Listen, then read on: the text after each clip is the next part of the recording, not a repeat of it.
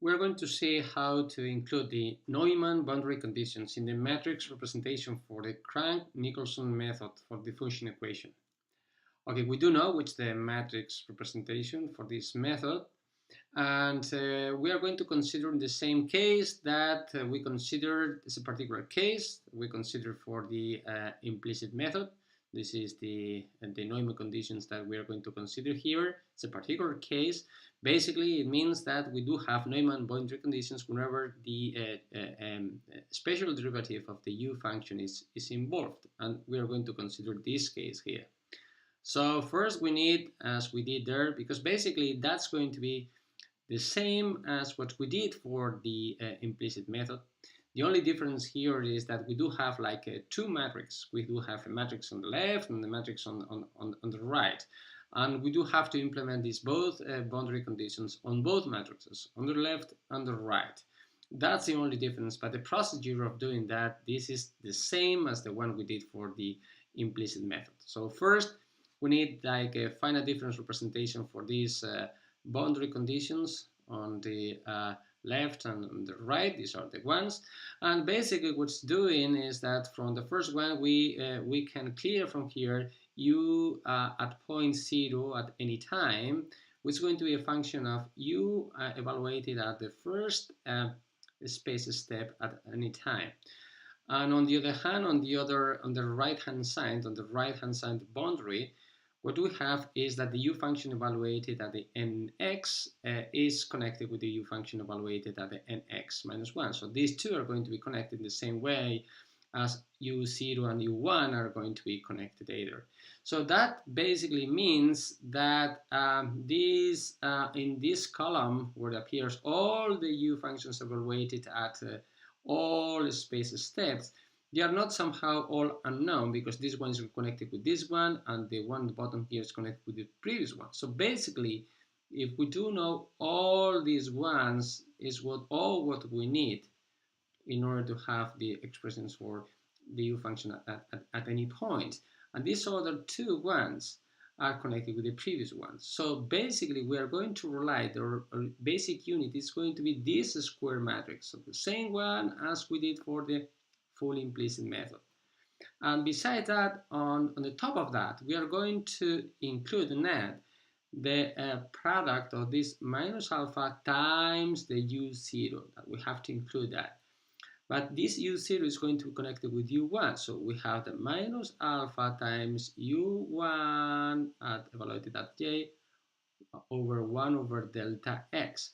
So, and this is what we have to include, and that we are going to do that just adding that contribution here in the first element here. We're going to add this contribution here because this is the one that's going to be multiplied by u1 evaluated at j plus 1.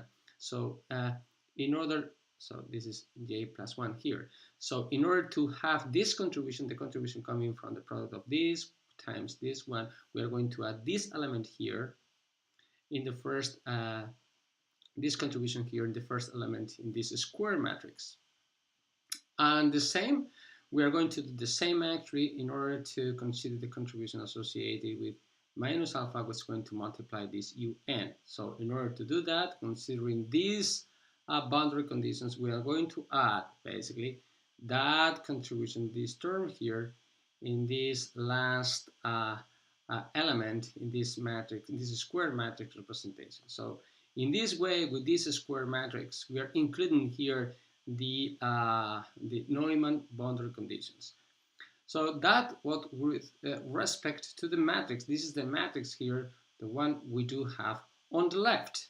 And basically, we have to do the same now with the matrix we do have on the right, because that's basically the main and only difference we do have with the full implicit method. Here in this Crank-Nicholson method, we do have two matrices, one on the left, the one we have already considered, and now another one on the right. But here again, we are going to do exactly the same thing, same strategy. So these are the basic ones. These are going to be our basic square matrix. And on top of that, we have to add the contribution associated with the product of this one. In this case is alpha times u0, and that's why we do have this contribution here, because u0 is related with u1 with this product here, so you have to consider alpha over 1 plus delta x. This is what we do have here. This is the one which is going to be multiplied by times u1, and the same thing with the product of alpha with un. And un is related with un minus 1 in this way, so we have to include this contribution here.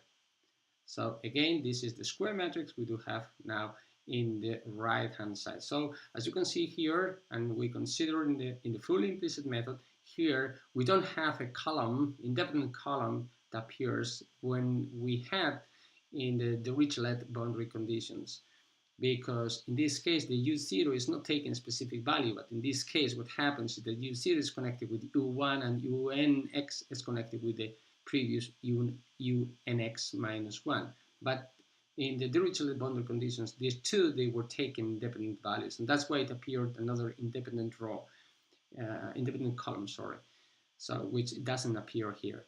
So we already rearrange or transform into the square matrix both the left-hand side and here the right-hand side. So the only remaining thing is just put everything together, and the resulting representation we do have is this one here. So this is the matrix representation of the Crank-Nicholson method when this particular case of Newmann boundary conditions have been included. As you can see, that will be the matrix here on the left, evaluated at j plus 1. Here the column here is the u vectors, the main u vectors, those going from 1 to nx minus 1. Remember that those at 0, in x, they are both connected with they can be obtained once we have u1 and unx minus 1 from the boundary conditions. And then we have again now the ones on the right, which are, this is the square matrix we do have here on the right, evaluating this case at time j. And then this is the column vector corresponding to the u vector on the right, evaluated.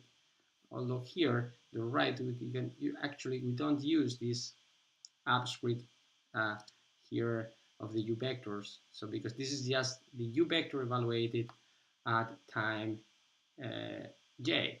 So the only remaining thing in order to clear from here the u vector evaluated at time j plus 1, because this is what we need in order to have the next time step considering the values that the u function is taking at time j. We need to clear from here, and in order to do that we have to bring that matrix to the right hand side, that we are doing that using the inverse of this matrix. So the resulting expression for this u vector evaluated at j plus 1 is this one here.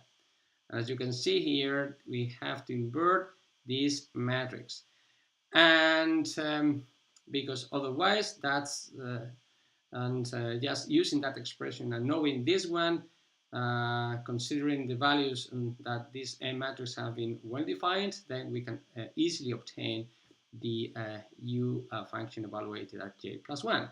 And it's interesting to remark here that in these methods, it's important we need the inversion of the matrix. And sometimes if we are using huge matrices, which is usually the case, the process of inverting matrices is not very efficient.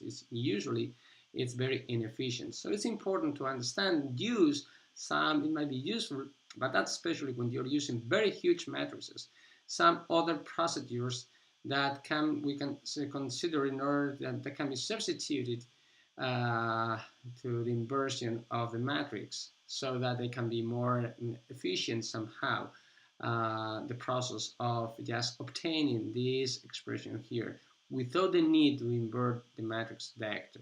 And that's what we are going to check next.